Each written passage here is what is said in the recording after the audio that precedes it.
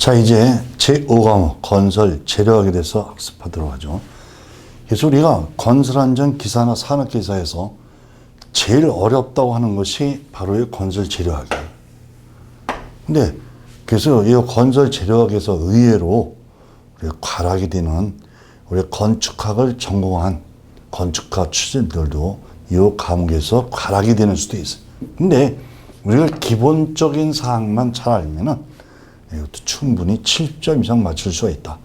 그래서 만약 여러분들이 학습하시면서 어렵다고 느껴지시면은 7점이 아니라 목표 점수를 그냥 60점 정도로 해서 20개 중에 12개 이상만 맞추는 12개 이상 맞추면 반에서 10개에서 2개 더 맞추는 거죠. 8개나 틀려야 된다는. 자, 기본 목표를 정해놓고 학습을 하시면 되겠어요. 그래서 제1장 목재 한 20% 정도가 출제되는, 그래서 1회 1에서 목재의 장단점. 그래서 목재의 장단점. 이게 우리가 장단점 했을 때 바로 특징을 말하는 것이죠. 목재의 특징이에요. 근데 모든 이 재료에서 특징에 관계되는 것은 다 중요해요. 이 별표 셋으로 되어 있죠. 자, 이거는 암기하는 것이 아니라 충분히 이해를 해서 목재의 특징을, 즉 장단점을 설명한 것으로 옳지 않은 것은 했을 때 틀린 걸 찾을 수 있도록. 그래서 장점은 가볍잖아요. 따라서 운반 취급이 편리하고, 자, 가공이 용이하고 잘 깎이니까. 자, 또 시공성도 우수하다.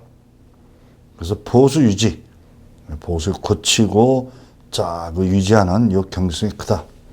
무게에 비해서 강도, 탄성이 크다. 무게에 비해서는 강성, 단단하고 탄성도 있다. 열전도율 및 열팽창이 작고, 이건 아주 가장 중요한 사항이죠. 열전들이 작기 때문에 타는 거예요. 뭐 쇠 같은 건 열이 쉽게 빠져나가서 열전들이 크죠. 열전도율, 열팽창이 적고, 전기가 통하지 않아 전기 부딪히다. 이걸 틀려서는 안 되죠. 전기가 통하지 않는다. 자, 그리고 산성이나 약품, 염분 등에 대하여 저항이 크다.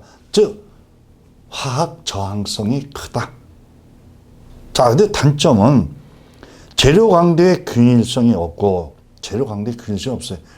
똑같은 재료인데도, 자, 가운데는 단단하고, 가에는 연하고, 재료의 균일성이 없고, 비틀림이 또 생기기 쉽고, 건조를 제대로 해놓지 않으면 비틀림이 생기기 쉽죠.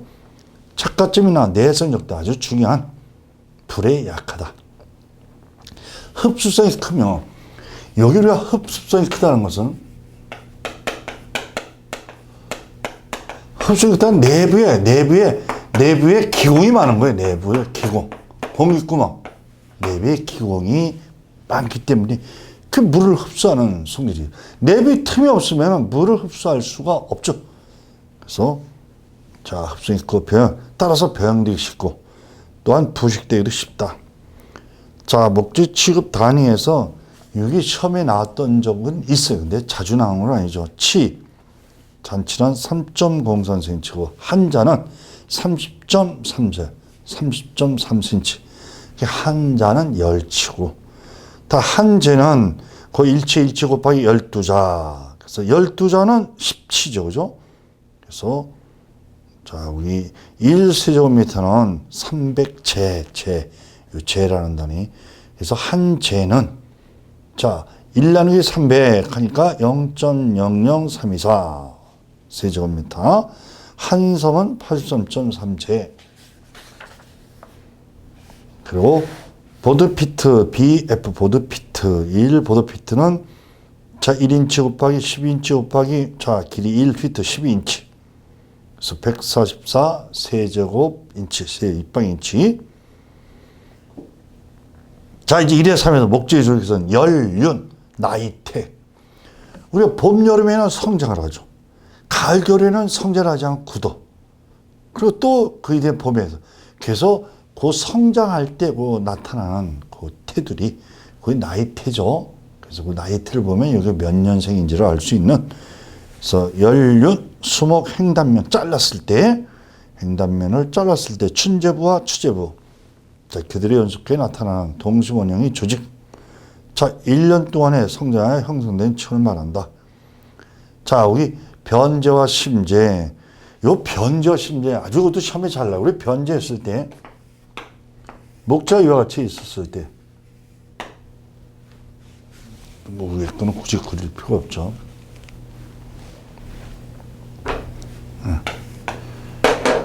요 가운데 부분, 요 가운데 부분이 요게 심제야. 심제. 그리고 자, 요 가 있는 부분, 요게 변제죠, 변제. 자, 여기 이렇게 변제. 그 당연히 어떤 수액이 통로 역할을 하는 요 변제 쪽에서 수액이 통로. 이건 단단하니까 물이 잘 통하지 않아. 요 수액이 통로. 연하고 단단하고. 그죠? 요것만 알면은 의외로 여기 우리 시험에 나오는데 표에서 정리를 해놨죠. 변제는 목재의 표피 가까이 있는 게 변제고. 자, 담식이다. 수액이 전달과 양분을 저장한다. 수분을 많이 하면 한다. 그래서 자, 수축 변형이 크고 내구성도 작다. 요걸 반대. 목재 수심 위치에 암색이고, 다음에 변제가 변화돼서 세포가 고화된 거고, 변형이 적고 내구성이 크다. 변제, 심제, 가에 있다, 가운데 있다. 자, 요거에서 우리 시험에 의외로 많이 나오죠. 자, 목재의 세포는, 자, 왜 섬유. 수목 전체적이 90에서 97%. 화렵수는 전체적이 40에서 75%를 차지하는 가늘고 긴 세포로 길이는 1 내지 4mm 정도다. 화렵수는 0.5 내지 2.5mm다. 이 섬유가 셀룰로스죠, 셀룰로스, 섬유소.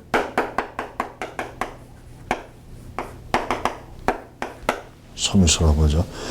자, 도관은 화렵수 잎이 넓은, 자, 그 화렵수만 있는 곳으로 변제에서 수액이 운반 역할한다. 도관, 요 변제, 여기에서 수액, 아래로다 구멍이 뚫려서, 자, 그 수액이 운반 역할하는 그 화렵수에만 요 도관이 있죠.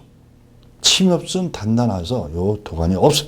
수소는 수심에서 사망으로 뻗어나간 것으로 수액이 수평이도, 우리가 상하로 뻗어나가는데 수평으로 뻗어나가는, 자, 이걸 수선이라고 하고, 수지구는 송진이 이동이나 저장을 하는 곳이다.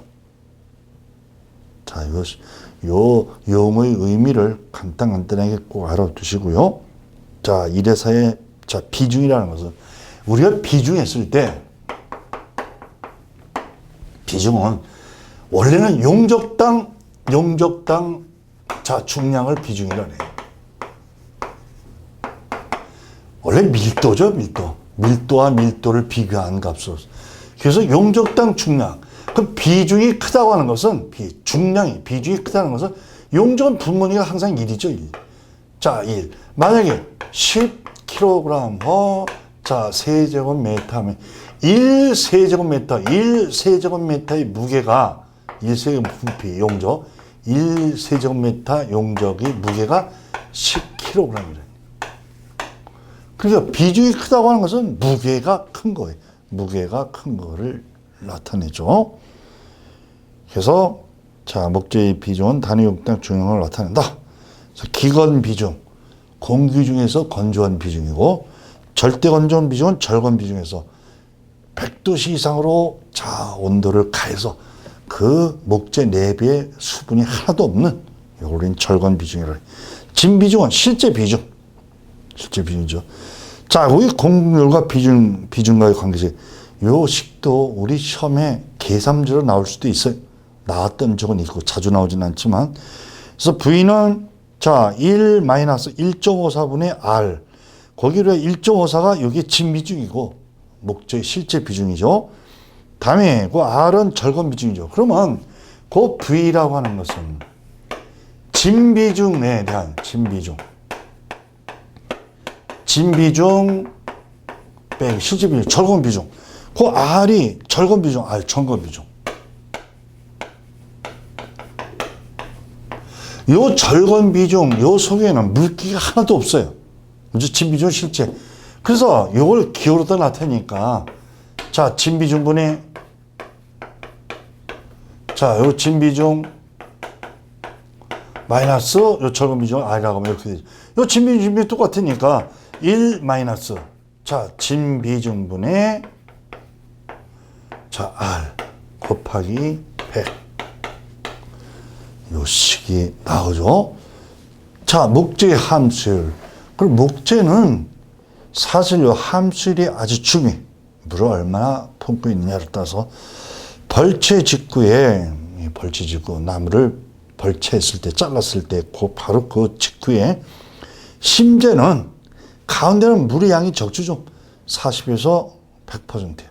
근데 변재는 요거의 배예요. 80에서 200%. 자, 그 기건재와 정건재 함수는 기건재, 우리가 기건재, 기건. 여기 공기 중에서, 공기 중, 공기 중에서 건조. 공기 중에서 건조시킨, 이걸 기건재라는 거예요. 꼭 기억해 두세요. 기건재의 함수는 12에서 18%, 12 내지 18%. 12 내지 18%. 보통 평균 15%. 자, 공기 중에 건조시켰을 때 수분이 남아있죠? 이거 시험에 나와요. 절건재 함수율은, 절건재는 절대 건조 상태의 함수율이에요. 100도 이상으로 해서 수분을 완전히 제어시킨, 그래, 함수율이 제로죠. 자, 섬유포화점의 함수율은, 자, 거기 섬유포화점의 함수율, 섬유포화점. 이거 기건재 함수율, 섬유포화점 함수율, 포화점의 함수율은, 자, 25 내지 30%. 자, 제일 처음에 나무를 건조시키면, 자, 유리수가 유리수. 세포와 세포 사이에 있는 유리수, 물, 그 사이에 있는 유리수가, 자, 이제 건조돼. 그리고 유리수가 건조되고, 다음에 이제 세포 속에는 세포수가 건조되는데, 어느 한계 가서, 요 25 내지 30%까지는, 이때까지는, 자, 그 강도가 똑같아요. 자, 함수율이 50% 있다, 40%, 자, 30% 똑같다. 근데, 요 한계 30% 딱 넘어가면, 요 30%에서, 요 세포에서 건조되면 요 30%. 자, 요거 이제 이하로 다 되면은, 뭐 25%까지 되니까, 한 20% 됐을 때는, 자, 이제 건조된 상태, 함수율이 적어짐에 따라 강도는 커지고, 자, 강도가 커지고, 탄성은 탄력, 부드러운 거는 적어지죠. 탄성은 적어지는. 요 함수율이 요 지금 25에서 30%, 요걸 딱 넘어서게 되면은, 강도의 변화가 오는 그 시점을 우리는 섬유포화점이라고 해요. 아주 중요하죠. 여기 이번에 기건재 함수율, 다음에 요 섬유포화점의 함수율, 이거 꼭 기억을 해두세요. 그래서, 자, 그 네 번째 목재 강도는 섬유포화점 이상에서 강도는 일정하다. 자, 섬유포화점 25% 이상에서는 수분이 25%나 30%나 50%나 100% 있어도 강도가 똑같다. 근데 25%에서 이제 더 건조돼. 24%, 20%, 10%, 5% 건조되면 될수록 강도는 커져요. 이 한계가 되는 점을 섬유포화점이라고 하는 것이죠. 그래서 니은에 섬유포화점 이하에서는 함수율이 감소함에 따라 강도는 커지고 탄성은 감소한다. 이거 꼭 기억을 해줘야 되죠. 자, 함수율은, 자, 우리 함수율을 U라고 했을 때 W2 절대 건조 상태의 목재 중량, 수분이 하나도 없는 상태의 목재 중량. 그래서 순전히 그 물이 함량을 나타내는 건조한의 목재 중량에서, 자, 절간 상태의 중량을 뺀 그 백분율 함수율이라고 하죠. 자, 목재 강도는 목재 강도의 크기 순서 아주 중요하죠. 우리가 목재 강도하면 인장 강도를 나타내요. 인장 잡아서 부드러운 거죠. 자, 인장 강도가 가장 크고, 다음에 힘 강도, 다음에 압축 강도, 전당 강도가 가장 적어요. 자, 목재의 강도 크기 순서를, 자, 올바르게 나타낸 것은 이걸 찾는 문제. 그래서 목재의 강도에 영향을 주는 요인에서 비중이 클수록 강도가 크다. 이게 여기 이제 오늘 기본적으로 다 비중이 크다. 아까 비중이라는 것은, 그죠? 자, 우리가 요거, 지금 중량 나누기 용적이라. 용적당 중량. 비중이 크다는 것은 중량이 큰 걸 나타내는 겁니다. 중량이 큰 것이다. 중량이 크다.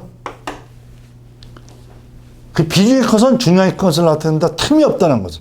간극, 공극이 없다는 것을 나타낸다. 그래서 비중이 클수록 틈이 없으니까 강도도 크다. 함수율과 강도는 반비례하며, 함수율, 자, 섬유포화점 이상의 함수 상태에서는 함수율이 변화에 따라 강도는 일정하다. 섬유포화점 이상에서는, 즉 30% 이상, 30%나 40%나 50%나 함수율이 자, 많으면 많을수록 변하는 것이 아니라 똑같다. 강도는. 흠이 있으면 강도는 떨어지고, 목재 수중에 따라 강도가 큰 것이 있고 작은 것이 있고, 수종에 따라 틀리죠. 우리가 화력수가 강도가 적다. 뭐 화력수 중에 대표적으로 강도 적은 것이, 자, 오동나무 같은 거. 근데 화력수 중에서도 참나무 같은 거는 아주 강도가 크죠. 이 나무에 따라 틀린 거지. 우리가 그 어떤 화력수다 치면서 다 공통적인 어떤 특징을 갖고 있지는 않아요. 자, 이제 목재의 열에 의한 성질. 목재는 열 전도율, 열이 잘 통하지 않으니까 바로 타는 그 연소성이 있는 물질이죠.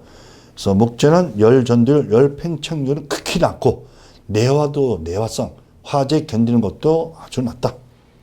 그래서 목재 연소성, 자, 이거 꼭 알아둬야 되죠.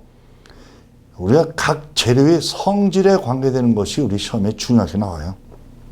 목재 연소성, 목재 화재시 성상에서 100도씨 내에서 수분이 증발하고 열 분해를 시작하여 가스를 방출한다. 180도씨 전후로 해서 가연성 가스가 인하되고 표면이 탄화되기 시작한다. 자, 여기 요 숫자들. 그리고 260도에서 270도씨, 자, 갈색으로 탄화가 돼서 불꽃에서 착화된다. 요거를 그래서 여기 우리가 260에서 270도씨, 260에서 270도씨, 약 250도씨. 자, 요걸 우리는 바로 착화 온도를, 착화 온도. 불이 일어나는 온도. 자, 우리 착화점, 다음에 화재 위험 온도. 그리고 400에서 450도씨. 이때 되면은 요 온도만에 의해서 펑 하고 불이 일어나요. 이거를 자연발화 온도라고 하죠. 자연발화점이라고 하죠. 그래서 이런 수치들도 우리 시험에 나왔던 적이 있어요. 자, 뭐 기억을 해줘야죠. 자, 이제 목재의 내구성에서는 목재의 부패 조건, 목재가 썩는 온도, 부패균이 변식에 의해서 변식의 적당 온도는 20에서 40도씨. 이때가 부패균이 가장 그 번성을 하는, 자, 그 온도가 되죠. 근데 4도씨 이하, 4도씨 이하에서 이 추운 데서는 번식이 중단되고 발육이 중지되고 55도씨 이상에서는 다 데어서, 그렇죠. 뜨거워서 이제 죽죠. 거의 3일이다. 습도는 80% 정도, 습도 80%가 석유 자라는데 가장 적다다.